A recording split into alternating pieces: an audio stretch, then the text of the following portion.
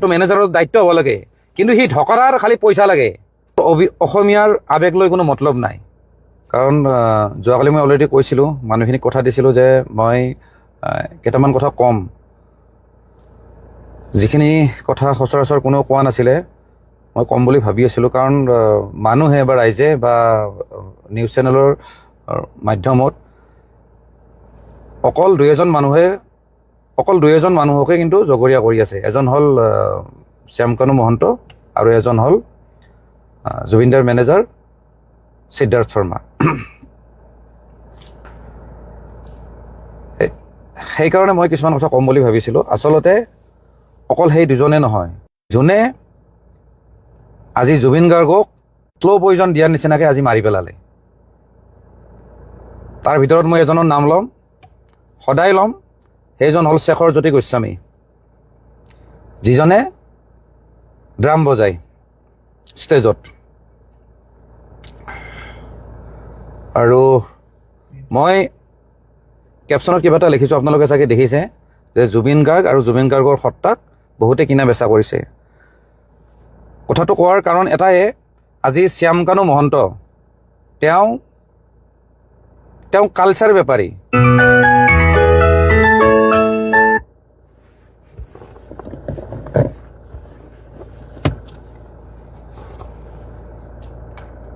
ৰ'ব দেই, মই যে ক'লোঁ তেওঁ হ'ল অসমীয়া সংস্কৃতিৰ বেপাৰী। তেওঁ অসমীয়া সংস্কৃতিৰ নামত অসমীয়াৰ আৱেগক লৈ তেওঁ বিজনেছ কৰে। তেখেতে এটা মন্তব্য দিছিলে, কৈছে যে জুবিন গাৰ্গে হেনো মানে ছিংগাপুৰত নিজে যাব ইচ্ছা কৰিছে। মই এটা কথা ভালদৰে জানো, জুবিন গাৰ্গ ইমান পাগল মানুহ নহয়। এই ছিংগাপুৰ নহয়, ঘেণ্টা, লণ্ডন, আমেৰিকালৈ কোনো খাতিৰ বাতিৰ নকৰে। এইবিলাক একো তেওঁৰ ইচ্ছা নাই। সেই মানুহজনক জোৰ জবস্তি নিয়া হৈছে। আজি শ্যামকানু মহন্তই এটা কথা ক'ব পাৰিব নেকি যে জুবিন গাৰ্গ নোহোৱাকৈ সেই নৰ্থ ইষ্ট ফেষ্টিভেল ক'ৰবাত পাতিব পাৰিব বুলি? নোৱাৰে। জুবিন গাৰ্গক লৈ তেওঁ সদায় বেপাৰ কৰে। কেতিয়াবা নৰ্থ ইষ্ট ফেষ্টিভেল, কেতিয়াবা ৰঙালী।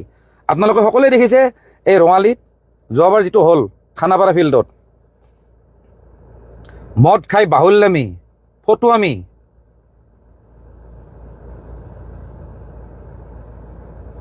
লাষ্টত ক'ব জয় আই অসম, জয় জুবিন দা ক'ব।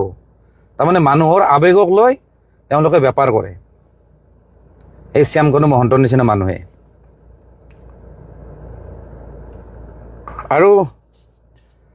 আৰু মই আগতো দুটামান ভিডিঅ'ত কৈছোঁ যে জুবিন গাৰ্গৰ যিটো মেনেজমেণ্ট, সেইটো হ'ল হিন্দীভাষী মানুহৰ। সেইকাৰণে মই এদিন জুবিন দাক সমালোচনা কৰি মই কৈছিলোঁ, জুবিন দাক সিদিনা সমালোচনা কৰিছিলোঁ যে আপুনি এই হিন্দীভাষী মানুহক মেনেজমেণ্টত নাৰাখিব।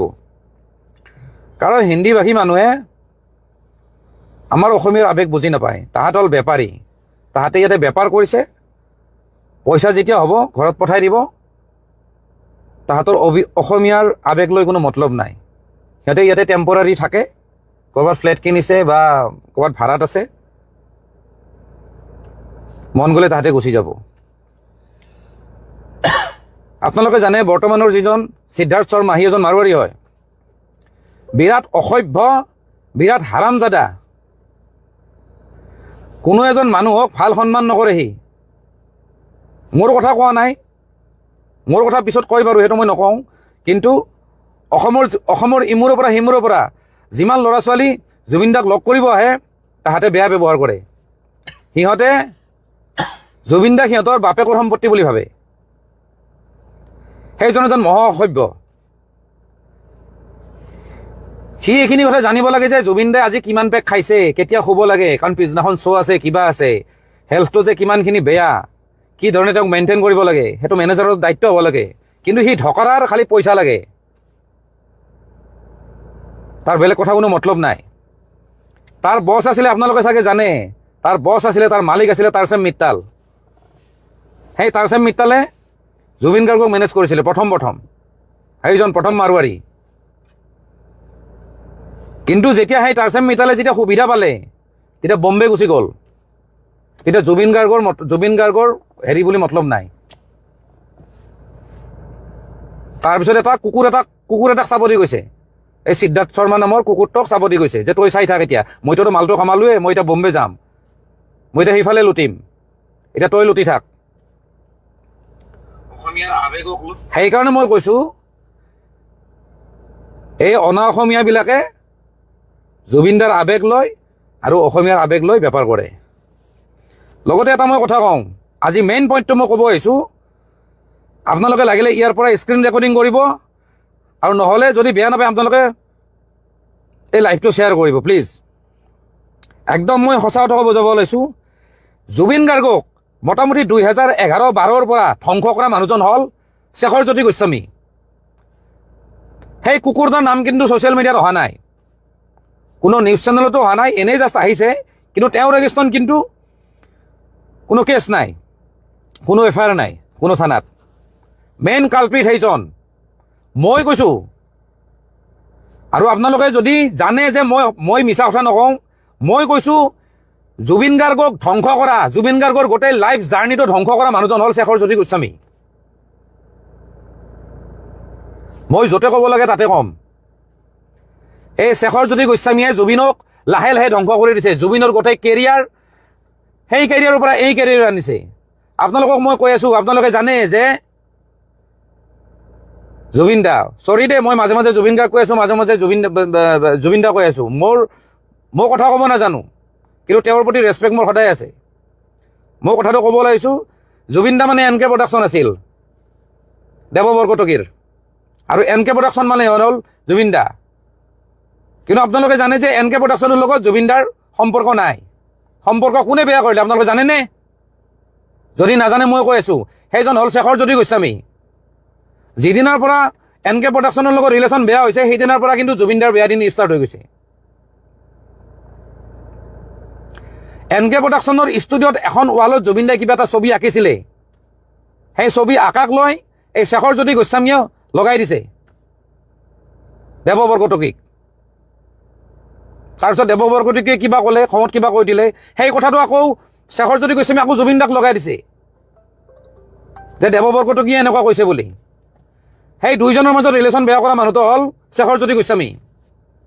তাৰপিছত জুবিন দাৰ লগত কথা পাতি কৈছে যে বেলেগৰ ষ্টুডিঅ'ত কিয় গাব লাগে, আপোনাৰ নিজৰ ষ্টুডিঅ' খোলক গুৱাহাটীত। তাৰপিছত জুবিন দাই সেই জচতে বম্বেৰ ষ্টুডিঅ' ভাঙি আনি পেলাই গুৱাহাটীৰ ষ্টুডিঅ' খুলিছে। কিন্তু এইবিলাক কথা বেছিভাগ মিউজিক ইণ্ডাষ্ট্ৰীৰ মানুহে জানে, কিন্তু নকয়, কাৰণ চব মানুহ স্বাৰ্থপৰ। কালি হয়তো কেতিয়াবা শেখৰৰ লগত কাম কৰিব, আৰু যদি শেখৰৰ এগেইনষ্টত যদি কথা পাতে, শেখৰে উল্টাকে মেনিপুলেট কৰি পেলাই জুবিন দাক বেলেগকে কথা শুনাব, জুবিন দাই বেলেগ বুজিব। য'ত মোৰ ক্ষেত্ৰত তেনেকুৱা বহুতবাৰ হৈছে, মই কিবা এটা ভালৰ কাৰণে কথা কওঁ, সেইটো বস্তু বেলেগ উল্টাকে জুবিন দাক কাণ ভৰাই দিয়ে। আজি বম্বে ষ্টুডিঅ' ভাঙাৰ কাৰণটো হ'ল, বম্বে ষ্টুডিঅ' শেষ হোৱাৰ কাৰণটো হ'ল শেখৰজ্যোতি গোস্বামী। সি কিন্তু চোৱাৰৰ বাচ্চাটো এতিয়াও কিন্তু ঘূৰি আছে, এতিয়াও জুবিন দাৰ ডেড বডিৰ লগত ঘূৰি আছে। আৰু সেইটো কথা বিৰাট দুখৰ কথা, সেই কথাটো কিন্তু জুবিন দাৰ পত্নী গৰিমা বৌয়ে কিন্তু সেইখিনি কথা ৰিয়েলাইজ নকৰিলে। আমি কিন্তু বহুবাৰ চেষ্টা কৰিছিলোঁ যে এইবিলাক মানুহ বেয়া, কিন্তু এইবিলাক মানুহে জুবিন দাক এদিন ধ্বংস কৰি দিব। তাৰপিছত আহোঁ, সেই শেখৰজ্যোতি গোস্বামীয়ে জুবিন দাৰ প্ৰথম গাড়ীখন ভাঙিছে, সেইখন আছিলে টয়টা হিয়েছ। প্ৰথম গাড়ী নহয়, মানে এখন গাড়ী আৰু ভাঙিছে, খুব ভাল গাড়ী আছিলে, এখন ফৰেন কাৰ এখন আছিলে টয়টা কোম্পানীৰ। সেইখন ইণ্ডিয়াত নাছিল, ইণ্ডিয়াত খুব কমেই আছিলে, এখন মিনি বাছৰ নিচিনা। সেই গাড়ীখন ভাঙিছে শেখৰজ্যোতি গোস্বামীয়ে। তাৰমানে চেৰা পাগল, মানে চাপৰি টাইপ। কিন্তু আকৌ পিছ মুহূৰ্ততে জুবিন দাক তেল মাৰি মাৰি আকৌ জুবিন দাৰে মৰমৰ হৈ যায়। সেই গাড়ীখন ভাঙিছে শেখৰজ্যোতি গোস্বামীয়ে। সেই গাড়ীখন বনাই আনিছিলোঁ, মই নিজে আছিলোঁ, নগাঁৱত বনাই আনিছিলোঁ PVCৰ পৰা। সেইখনো সিয়ে ভাঙিছে। এনেকুৱা কোফা, এনেকুৱা জানুৱাৰৰ বাচ্চা হয় সি। তাৰপিছত জুবিন দাই গাড়ী এখন কিনিছিলে, চবে জানে, পাজেৰ' গাড়ীখন মই নিজে চলাই লৈ আহিছিলোঁ।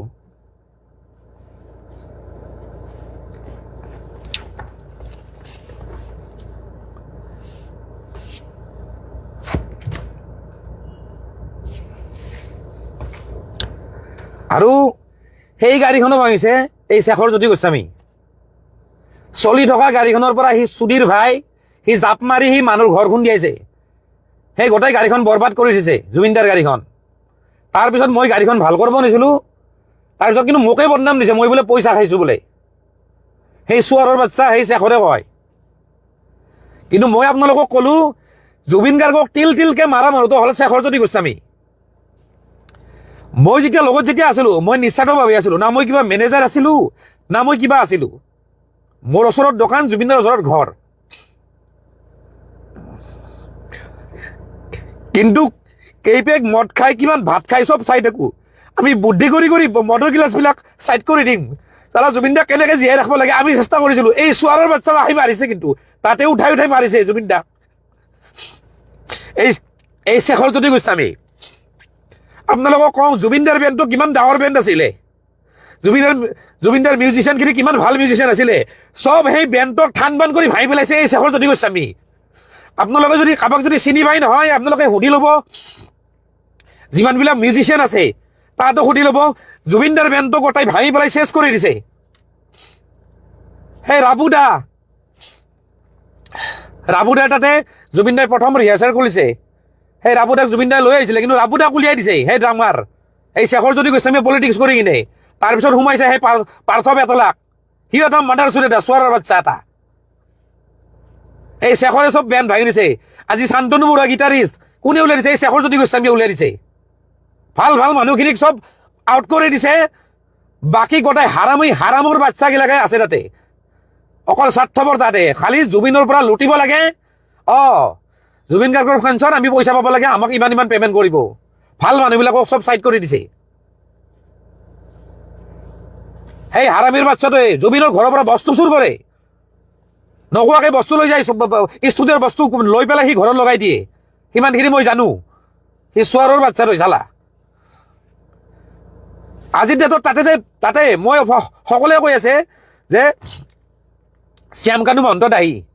মোৰ মতে শ্যামকানু মহন্তৰ ইমান দোষ নাই। সি এটা বেপাৰী মানুহ। সি এগ্ৰিমেণ্ট কৰিছে যে মই অৰ্গেনাইজ কৰিছোঁ, মই এখন ফেষ্টিভেল পাতিছোঁ, তোমালোকে আহা। দায়িত্ব কাৰ হ'ব লাগে?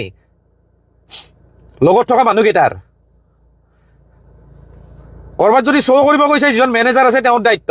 কিন্তু জুবিনদাৰ যিটো সেইটো পাগলামি, যিটো বাচ্চাৰ নিচিনা যিখিনি সি কাম কৰে, কৰিব নলগা যিখিনি কাম কৰে, ধৰক সাঁতুৰিব গৈছে কিবা গৈছে, সেইখিনি সময়ত ঠিক আছে মেনেজাৰৰ দায়িত্ব। কিন্তু গুৱাহাটীত কি কৰি ফুৰে, জুবিনদাক কেনেকৈ উচতাই থাকে, জুবিনদাক যে শ্ল'লি যে ধ্বংস কৰিছে, সেইবিলাক হ'ল এই শেখৰহঁতৰ নিচিনা মানুহে।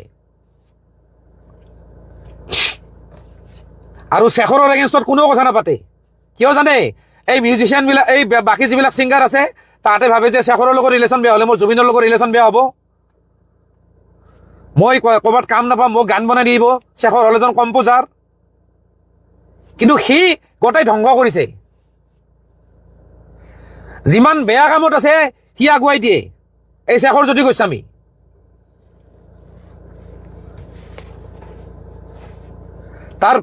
তাৰ বডি লেংগুৱেজ চাব, চাপৰিতকে অধম সি চোৱাৰৰ বাচ্চাটোৰ। কিন্তু আজি বিৰাট দুখ লগা কথা যে শেখৰজ্যোতি গোস্বামীৰ কথা কোনেও উলিওৱা নাই। আজি যিমানখিনি মানুহ আছে অসমত, যোনে লগ কৰিব আহে জুবিনদাক, যিমান ফেন আছে অসমৰ, চবে জানে যে শেখৰ নামৰ এটা অভদ্ৰ এটা আছে তাতে। বাকীবিলাকতো কিছুমানতো আছে তাতে, সিহঁতেতো নিজকে জুবিন গাৰ্গ বুলি ভাবে। আৰু জুবিন গাৰ্গক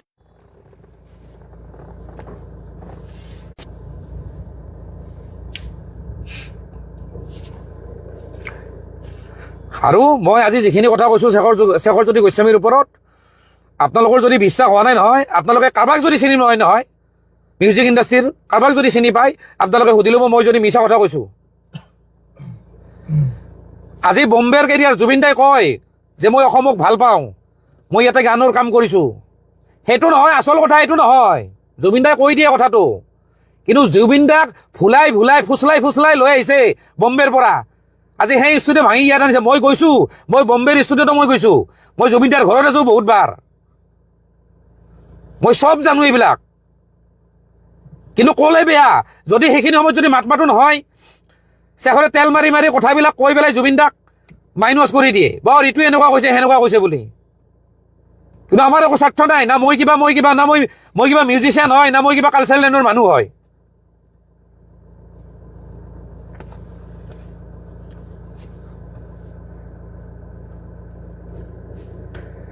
লুটি পুটি খাইছে এই শেখৰ হতৰ নিচিনা মানুহ লুটি পুটি খাইছে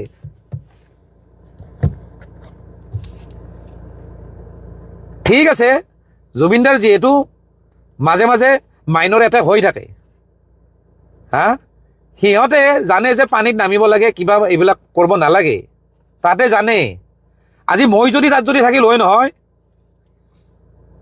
এইটো কিন্তু হ'ব নিদিলোঁ হয় আমি বুদ্ধি কৰি তাক খুৱাই দিম ফাং ফুং কৰি খুৱাই দিম কেতিয়াবা খাই থাকিলে ফাং ফুং কৰি গিলাচটো নোহোৱা কৰি দিম পাহৰিয়ে যায় পথাৰ জালত সিও পাহৰি যায় আমি নোহোৱা কৰি দিম আমি জানো যে তাক খুৱাব লাগিব কালি শ্ব' আছে আৰু মই আগত বহুত মই ভিডিঅ'টো কৈছোঁ মই জুবিন দাকে সমালোচনা কৰি কৈছোঁ যে জুবিন দাই যদি ভালকৈ যদি শুৱে নহয় তেতিয়াহ'লে শ্ব'বিলাক ভাল হয় যিহেতু যোৱাকালি শ্ব' আছিলে তাতে তেতিয়াহ'লে আগদিনা বা দিনটো কেনেকৈ জুবিন দাক খুৱাব লাগে ৰাখিব লাগে কেনেকৈ বডিটো ৰেষ্ট দিব লাগে নহ'লে কি হ'ব যদি নিচা লাগি থাকে যদি নুশুৱে শ্ব'টো অভিয়াছলি বেয়া হ'ব জানে আপোনালোকে জানে জুবিন দাই কি কৰিব মঞ্চত না ভালদৰে নোটত গাব পাৰিব গান নে সুৰত গাব পাৰিব কি কৰিব পাৰিব নোৱাৰে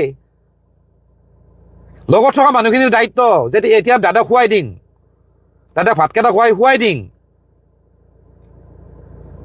হিচাপ নাই জীৱনটোত কিমান বছৰ খুৱাইছোঁ ভাতকেইটা আমি ভাতকেইটা খোৱাকৈ আমি ৰখি থাকোঁ তাক বুদ্ধি কৰি আমি খুৱাই দিম ভাত খাৰঘুলিত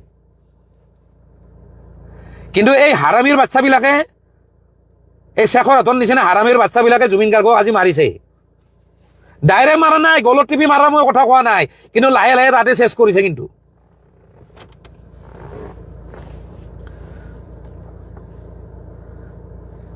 বহুত কথা আজি কোনোবা যদি ছোৱালী যদি জুবিন দাক যদি লগ কৰিব আহিব নহয় সুবিধাটো তাহাঁতে আগতে লয় বেয়া সুবিধাটো তাহাঁতে লয় কোনোবা যদি নতুন যদি ছিংগাৰে যদি জুবিন দাক যদি গান যদি গোৱাব আহে নহয় সুবিধাটো তাহাঁতে ল'ব যে মই কামটো কৰাই দিম মই ইমানখিনি পইচা লাগিব গোটেই বেপাৰ সিহঁতে কৰে সেই হাৰামীবিলাকে জুবিন দাইটো গমেই নাপায়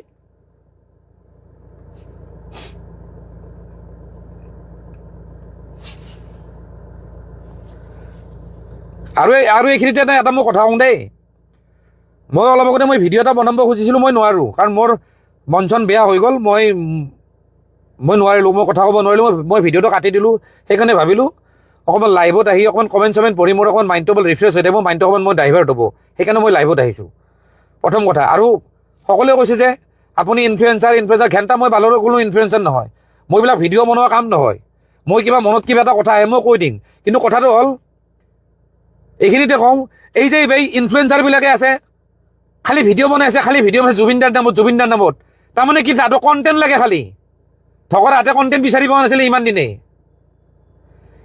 কিন্তু কোৱা নাছিল যে জুবিন দা এইটো হোৱাটো বিচাৰোঁ জুবিন দা কেনেকৈ ৰখাটো বিচাৰোঁ মোক কিন্তু বেয়া পাব পাৰে মই কিন্তু সদায় কৈ আহিছোঁ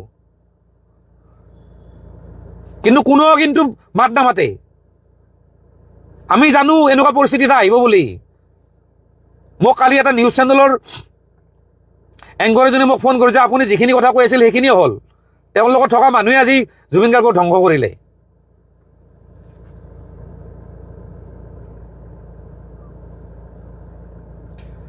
কিছুমান পডকাষ্ট চেনেল আছে কোনোবা এইবিলাক যে পডকাষ্ট চেনেলবিলাক যে আছে তাহাঁতে কিবা আগতে কিবা ক্লিপ বজাইছিল তাৰে ক্লিপবিলাক কাটি এতিয়া দি আছে আৰে তহঁতৰ কি কণ্টেণ্ট লাগে নেকি খালি আগৰ কিবা কাটি সেইবিলাক খালি বনাইছে তাৰমানে কি এতিয়া মানে জুবিন বজাই থাকিব লাগে খালি ফেচবুকখনত পোষ্ট কৰি থাকিব লাগে খালি আৰে কিবা মনৰ কথা আছে যদি কিবা যদি আছে কিবা ভাল কথা আগৰ পুৰণা বস্তুবিলাক বজাই থাকিব তাহাঁতক মানে ভিউজ লাগে কণ্টেণ্ট লাগে চোৱাৰৰ বাচ্চা মাহাক সেইকাৰণে মই ভিডিঅ' বনোৱা নাই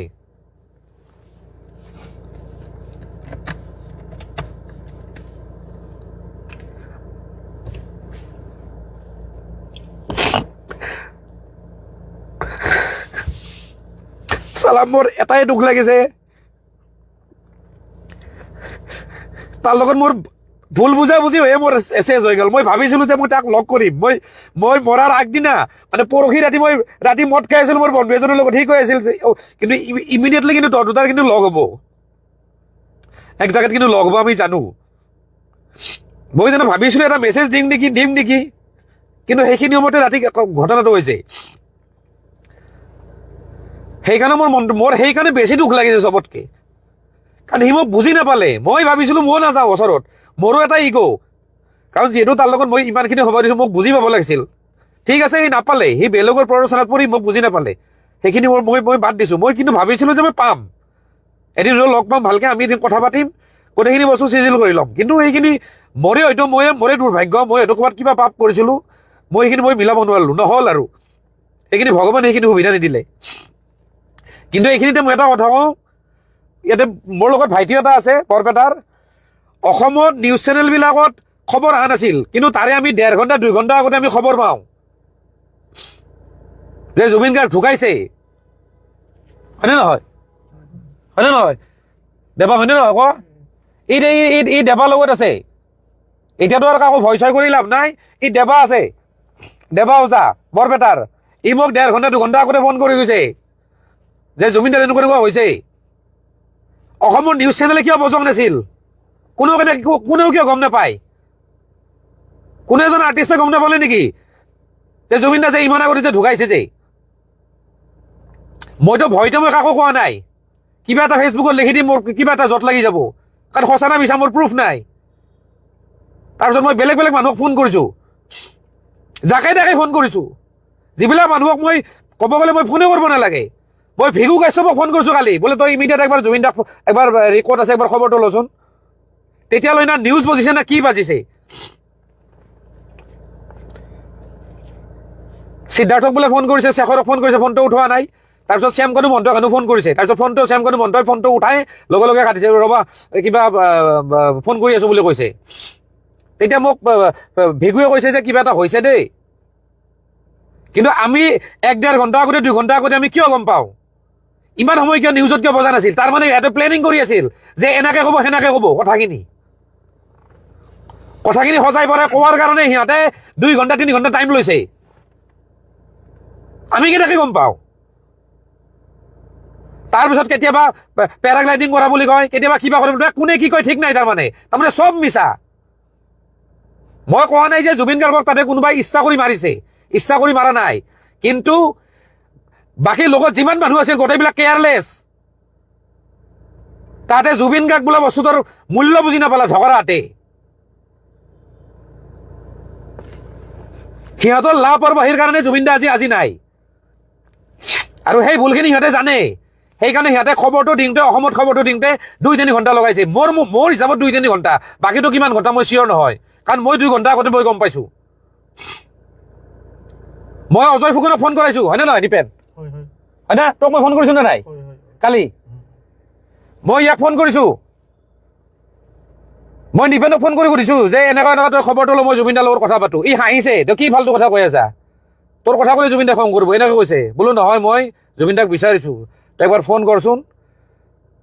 তাৰপিছত ই জয়ন্ত কাকতিক ফোন কৰিছে, অজয় ফুকনক ফোন কৰিছে, বাবু বৰুৱাক ফোন কৰিছে, ছিংগাৰ বাবু বৰুৱা। চবেই গমেই নাপায়, কোনেও গম নাপায়। তাৰমানে কি? তাৰমানে খবৰটো বহুত দেৰিকে দিয়া হৈছে, অসমত বনাই কিনে দিয়া হৈছে। আমুকে আমুক বুলি কম, আমি আমুক বুলি কম, তাতে মিটিং কৰা হৈছে, তাতে একদম পুৰা স্ক্ৰিপ্ট বনাই লোৱা হৈছে যে এনেকে কোৱা হ'ব। হা, আমি কেনেকে গম পাওঁ? খবৰটো আমি বেলেগকে পাইছো বাৰু, ন' ডাউট। মোকতো কৈছিলে যে চুইচাইড কৰিছে জুবিন গাৰ্গে, মই 2 ঘণ্টা আগতে সেনেকে বুলি পাইছো।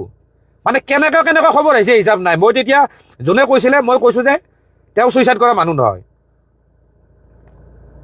কৈছিলে যে পানীত কৰিছে, জাপ দিছে, জাপ দি মানুহজনে এনেকুৱা হৈছে। আৰু কৈছে যে আধা ঘণ্টা নাই। সেইটো এটা বিৰাট ডাঙৰ প্ৰশ্ন কিন্তু। আৰু মই বেলেগ এটা চ'ৰ্চৰ পৰা গম পাইছো যে জুবিন গাৰ্গক আধা ঘণ্টা ধৰি বিচাৰি পোৱা নাছিল। সেইটো কথা কিন্তু কোনো নিউজত বজা নাই কিন্তু এতিয়ালৈকে। জুবিন গাৰ্গক আধা ঘণ্টা ধৰি বিচাৰিবলৈ পোৱা নাছিল, সেইটো আমি 2 ঘণ্টা আগত গম পাইছিলো।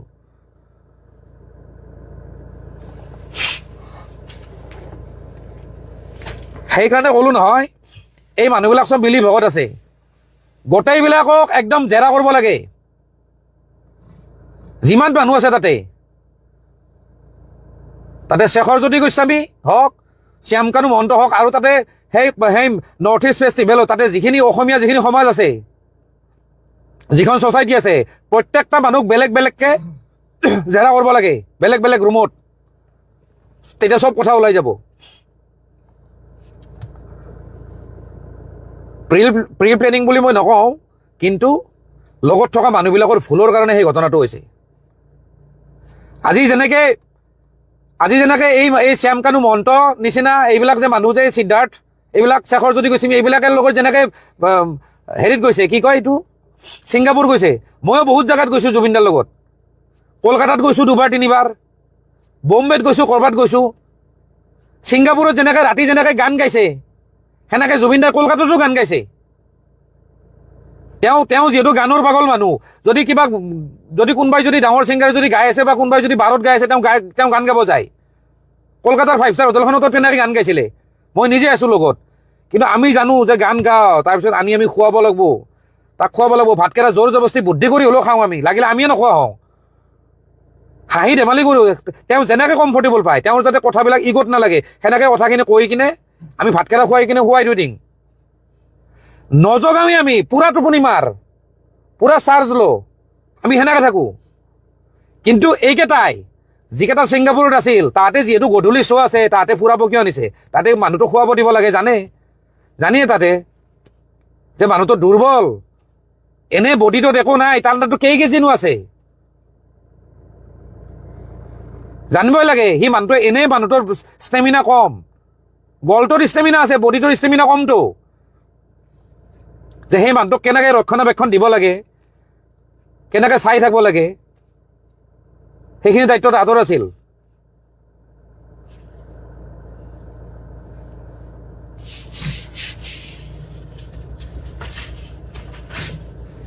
শ্যামকানু মহন্তই কয় যে জুবিন গাৰ্গে নিজে ইচ্ছা কৰিছে, আৰু কৈছে যে কি কয় এইবিলাক মানে ফৰেন মানে এইবিলাক হেৰিবিলাকৰ কাৰণে বিজনেছৰ কাৰণে মিটিং টিটিং হৈছে, মানে ইম্পৰ্ট এক্সপৰ্টৰ মানে লগতে সেইখিনিও কৰিব। আৰে যদি গুৱাহাটীত যদি সেই নৰ্থ ইষ্ট ফেষ্টিভেল পাতে, ফৰেন ক্লায়েণ্ট নাহিব নেকি? বিজনেছ ডিল নহ'ব নেকি? আমি ইয়াৰ পৰাও কৰিব পাৰোঁ। ইমান কোটি কোটি টকা খৰচা কৰি যদি বাহিৰত যদি উৰাব পাৰে পইচা, গভমেণ্টৰ পইচা কিন্তু উৰাব যে পাৰে, সেইখিনি পইচা কিন্তু ইয়াতে যদি খৰচা কৰোঁ নহয়, সেই পইচা দি ইফালে ইয়াতে শ্ব' হ'ব, আৰু বাহিৰৰ যিমান ক্লায়েণ্ট কোন হয়, আৰু বাহিৰৰ ক্লায়েণ্টবিলাকক আনি ইয়াতে ফ্লাইটৰ ভাড়া, হোটেলৰ ভাড়া দি পেলাই ৰাখিব পাৰি আৰামছে 5-star ফেচিলিটিত। ইয়াততো আমাৰ 5-star হোটেল হৈ গ'ল, প্ৰব্লেমটো কি? কিন্তু বাহিৰত কিয় কৰিব লাগে? এই চেৰা পাগলামি কৰিব যায়, মদ খাব যায়। এই শ্যামকানু মহন্তৰ নিচিনা এইবিলাক মানুহে যাব তাতে, বাহুল্লামি কৰিব, মদ খাব, আৰু জুবিন গাৰ্গক উঠাই দিব। জুবিন গাৰ্গক যেনেকৈ ৰাখা সেনেকৈ মানুহ, পানীৰ নিচিনা মানুহ। সি নিজে কয় পানীৰ নিচিনা মানুহ, আলুৰ নিচিনা মানুহ। সি আমি যিটো পৰিৱেশত আমি থাকিম, যেনেকৈ ৰাখিম, সিও সেনেকুৱা পৰিৱেশৰে হৈ যায়। আমি যদি বাহুল্লামি কৰোঁ, আমি যদি মদে খাই থাকোঁ, সিও মদ খাব। আমি যদি পৰিৱেশটো এনেকুৱা ক্ৰিয়েট কৰোঁ যে নাই মদ এতিয়া নহয়, এটা টাইমত অলপ ৰাতি খালী হ'ল, দেহাটোও ঠিক থাকিল, মাইণ্ডটো অলপ ৰিফ্ৰেছ হ'ল, সেই পৰিৱেশটো সিহঁতে ক্ৰিয়েট কৰিব লাগে।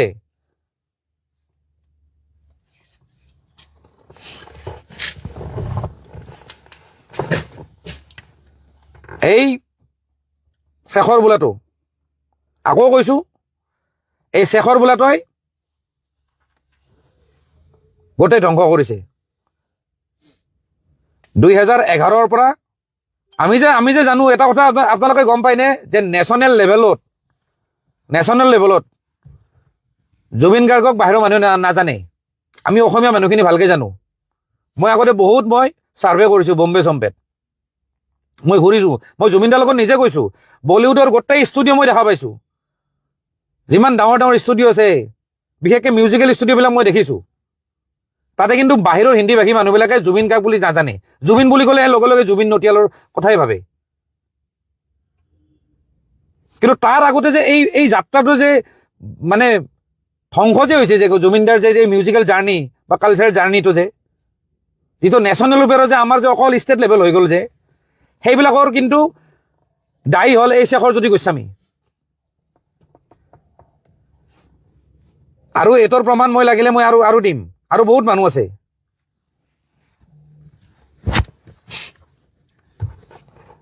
আৰু মই জানো যিখিনি মিউজিক কৰা মানুহ, মই কথাখিনি কিমান দূৰ সঁচা কৈছোঁ কিমান দূৰ মিছা কৈছোঁ তেওঁলোকে গম পাব। গোটেই পলিটিক্সটো ধ্বংস কৰি দিছে, মানে পলিটিক্স কৰি পেলাই গোটেই বেণ্ডটো ধ্বংস কৰি দিছে। আৰু জুবিন দাক তাৰমানে সেই জুবিন গাৰ্গক যিটো জুবিন গাৰ্গ, যিটো মানে এয়াৰপৰ্টত অহাৰ লগে লগে মানুহে হাজাৰ হাজাৰ লাখ লাখ মানুহ ৰখি আছিল, সেই জুবিন গাৰ্গক আজিও জুবিন গাৰ্গ বনাই দিছে এই শেখৰজ্যোতি গোস্বামীয়ে।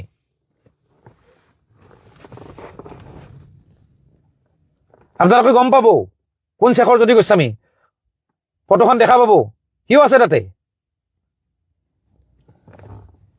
সেইকাৰণে কৈছোঁ জুবিন গাৰ্গক আজি হত্যা কৰা হোৱা নাই, জুবিন গাৰ্গক গ্ৰেজুৱেলি হত্যা কৰা হৈছে, লাহে লাহে। কিন্তু এই কথাবিলাক আমি গৰিমা বৌহঁতৰো কাণত আমি মানে কাণ চুৱাব চেষ্টা কৰিছিলোঁ, কিন্তু নাই, তেওঁলোকেও বুজি নাপায়, তেওঁলোকেও মানে বুজি নাপাওঁ কিবা পটককৈ তেওঁলোকে মানে কেটচ নকৰে কথাবিলাক, তেওঁলোকে কিবা বেলেগ ধৰণে লৈ লয়। তেওঁলোকে ভাবে আমি বেয়াৰ কাৰণে কৈছোঁ নেকি, আৰু বেয়া অভিয়াছলি পাব, কাৰণ মোৰ তেনেকুৱা বেলেগ কাম নাছিলে জুবিনদাৰ লগত।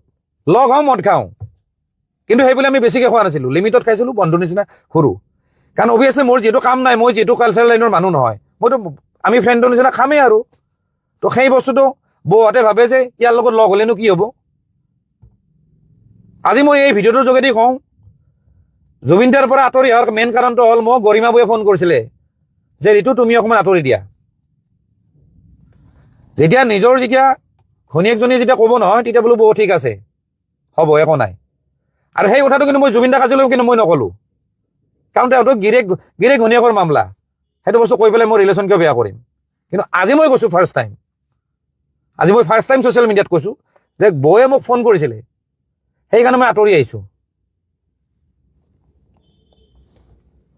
কিন্তু দুখ লাগে এটা কথাত, হয়তো আমি যদি থাকিলোঁ হয়, হয়তো জুবিন দাক আৰু 20-30 বছৰ ৰাখিব পাৰিলোঁ হয়। বেয়া লাগে এটা কাৰণে, তেওঁৰ গলটো এতিয়াও ঠিক আছিলে, তেওঁ গাব পৰা এতিয়াও অৱস্থাত আছিলে, আৰু বহু বছৰ তেওঁ গাব পাৰিলে হয়। একদম বোলে বুঢ়া হৈ মৰি গৈছে তেতিয়াহ'লে বেলেগ কথা, তেতিয়াহ'লে ইমান দুখ নালাগে, কিন্তু তেওঁ আৰু বহুত দি গ'লে হয়, আৰু সেইকাৰণে বেয়া লাগিছে। এনিৱে মই এতিয়া ৰাখোঁ, আৰু লাইভটো খতম কৰিম, বেয়া নাপাব। মই মানে সিমান কোৱাৰ মানে মোৰ শক্তি নাই, মেইন কথা। আৰু কিবা এটা ক'লে মোৰ বস্তুটো মই অকণমান বেছি ইম'চনেল হৈ যাওঁ, গতিকে আজিলৈ এৰিছোঁ আৰু। ধন্যবাদ।